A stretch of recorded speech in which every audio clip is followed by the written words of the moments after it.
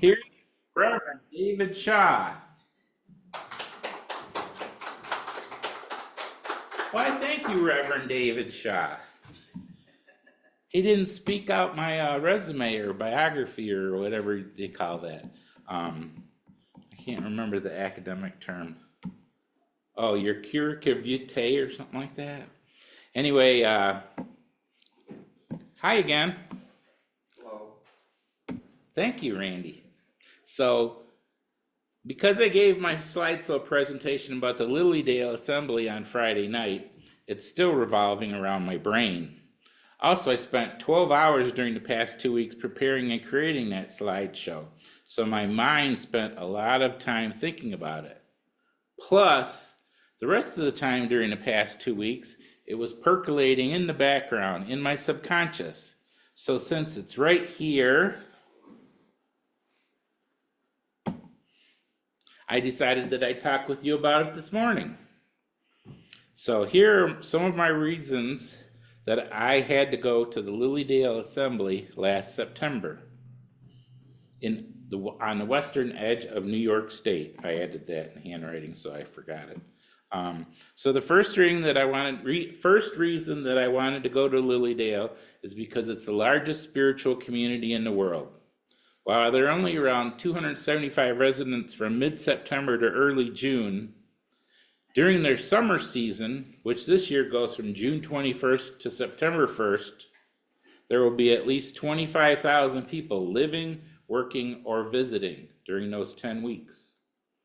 There are other spiritualist communities in the United States, like Camp Chesterfield in Indiana and Casadega Spiritualist Camp in Florida, but Lilly Dale is the oldest, established in 1879. After the presentation, driving home, I started to do the math in my head and realized that in 2029, Lilly Dale will have been in existence for 150 years. To me, that's pretty impressive. The second reason that I wanted to go to Lilly Dale is because Patty's sister, Reverend Nancy Smith, is a spiritualist minister, medium, artist, and teacher. And this will be the 4th year that she has taught during Lilly Dale's summer program. We wanted to go her first year in 2020, but the pandemic brought everything to a halt. In 2022, we were busy, so for 2023, we made it a priority to go take her 2 classes, and they were on Labor Day weekend, which is a normal vacation time for us, so it was perfect. One of Nancy's specialties is spirit art. 2 local practitioners you may know are Molly Lagenza and Reverend Kathy Galmore, who have both spoken here, so you may have seen their work. It's amazing stuff. Molly does these little paintings on stones and feathers and sticks, and if you take your camera and take a picture and make it really big, you see stuff in there that she didn't even draw, because Spirit put it in with just single brush, the bristles of the brush, while she was painting the stuff that she was told to paint. Kathy Galmore does portraits, and that's what Nancy does. She mostly does portraits. So she teaches a day-long class at Lilly Dale on drawing the faces of spirit guides, and also at the beginning of that, you get practice drawing faces in general, so you don't have to think about the structure and stuff, so that you can just bring through the features from spirit.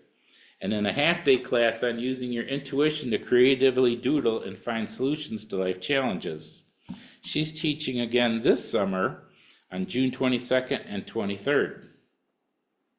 The third reason that I wanted to go to Lilly Dale is because I am very interested in the history of spiritualism, especially the formation of the 9 spiritualist principles.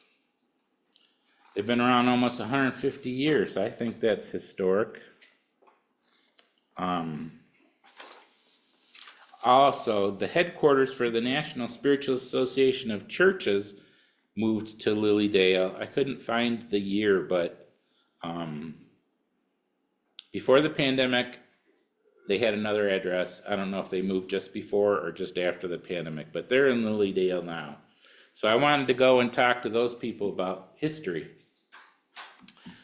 To prepare my course on the principles, I had ordered all the books and pamphlets that NSAC had available on their website back in 2018. But I was hoping they had, stuff that they didn't list on a website or new stuff that's come out or whatever. So when I got there, I talked to the office manager, and sadly, everything that I already had was all they had. So then I asked if there were any records from the conventions when the principles were debated, adopted, and amended, so I could at least get more research done on that stuff. And I was in luck. She pointed to the ceiling and said, "They're up there." Then I said to myself, wait, is she talking about the leaders of the NSAC and I'm going to have to channel them or something? Nope. I noticed there was a shelf about 18 inches below the ceiling, and all along 3 walls, there's all these ledgers from every convention that they've had since 1932 or 3 or whatever it was. And you can see on the sides, the ones over here, it's actually like hand painted what year it is.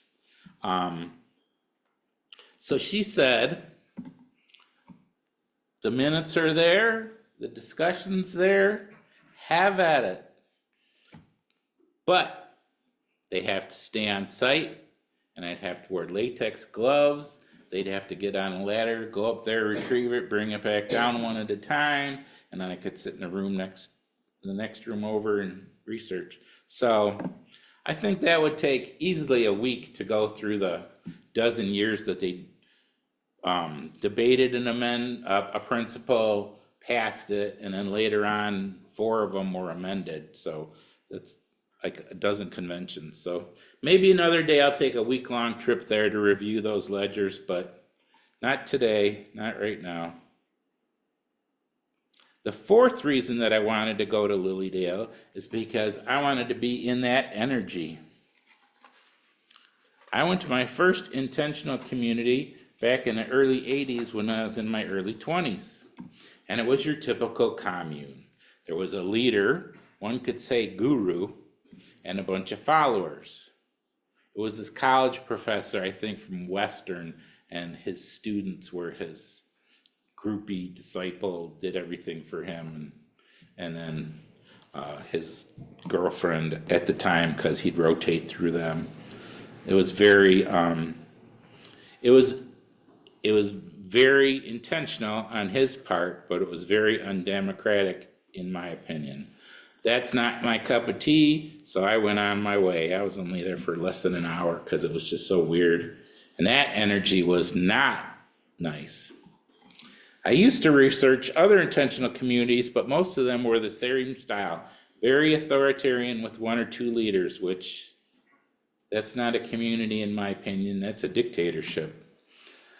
I did learn about the Findhorn group in northern Scotland, which Reverend Kathleen is familiar with, but while their books were very informative and the energy felt good, it wasn't the right time for me. Now, since I've started attending the Center of Enlightenment and heard about the spiritualist communities that grew out of its teachings, I have wanted to go visit them. Camp Chesterfield is the closest, and it has connections with the Detroit area. For instance, Reverend Terry Ryan, Reverend Elizabeth Brown, Reverend Charles Clapadlo, and our own Reverend Barbara Yarnell were all ordained through Camp Chesterfield's ministerial program. And Reverends Terry and Charles live there now. If you're going to be a medium, what better place to be at a center that attracts them by the thousands in the summertime? But I've always been drawn to Lilly Dale. The first time I heard about it, Patty and I both took spiritual healing from a woman named Eve Wilson who lives out in Ann Arbor now. And she went to this church 20 years ago. And her teacher was a woman named Reverend Beverly Burdock Carey, which I'll get to later. And so that's actually the first place I heard about Lilly Dale because Rev Bev lives there. So because of that earlier and cool feeling and coming here and hearing about them, I purchased a book off Amazon called Lilly Dale, The True Story of the Town That Talks to the Dead by Christine Wicker.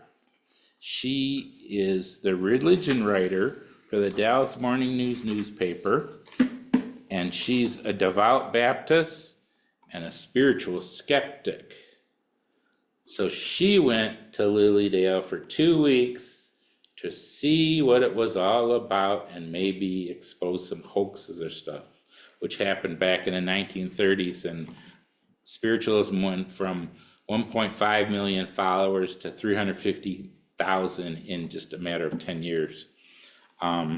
Anyway, so she went there for 2 weeks, and after she left, she was intrigued enough to ask her editor for time off to go back and write a book about the place. Her article's still online. And after those 6 weeks of doing research, she became a true believer. And you can tell when you read her book. And one of the people that she interviewed was Reverend Beverly Burdock Carey. And I was like, wow, she's actually in the index. Rev Bev was one of the 14 original members of the Center of Enlightenment way back in the 80s. And she was one of the 4 original ministers ordained by the NSAC. She moved to Lilly Dale in the late 80s and was a practicing medium there until she passed in 2009. Again, if you want to do mediumship for a living, what better place than to go to one of those places that attracts thousands of clients, querents. So for all those reasons, those 4 reasons, plus more that I don't know about, I knew that I had to go experience the Lilly Dale Assembly in person, and it was definitely worth it. The energy all over the property is elevated. Some places more than others. Some places just a little, some places it's like, I felt a buzz the whole time I was there, those various strengths. And it was so strong at times that even with my grounding stones and my spirit guides protecting me, I was too exhausted to sit through the whole day-long spirit art class. I only lasted till 3 o'clock, and then I went and sat on the other side of that building and just rested and looked at the art and tried to re-energize. There is energy that you can tap into in all the buildings which have been used for worship services, healings, messages, and teaching for decades. And we were in Assembly Hall, which is one of those. That's been an adult training center since, again, like 1889 or something like that. And then the next day, I didn't even attend the half-day class because I was so overwhelmed by everything there. Spirit energy everywhere. So instead I did some research and toured some of the historical buildings. And that day, the one place that I received a lot of energy from and got a lot of healing, it's called Inspiration Stump. It's just a stump in the woods. They actually cut steps into the stump. And mediums have been sharing messages from spirit at that calm clearing in an old growth forest since 1898, 126 years ago. I could really feel it strongly, and it was a place that really fed me, and it got me through the rest of that night and the next day and driving home. So it was a great benefit, and I loved it there. The last day we were there was a Sunday, so we went to the healing and worship service in the auditorium that has been in use since 1883. That's 141 years ago. It's very similar to what we do here. And aside from a solemn feeling of deep, deep history, that service felt like the Center of Enlightenment. I conclude by telling you all that it was worth the 6-hour drive, and I will gladly do it again because it was such an amazing spiritual experience. Thank you for your time, and thank you for your attention. And I encourage you to go any of those places.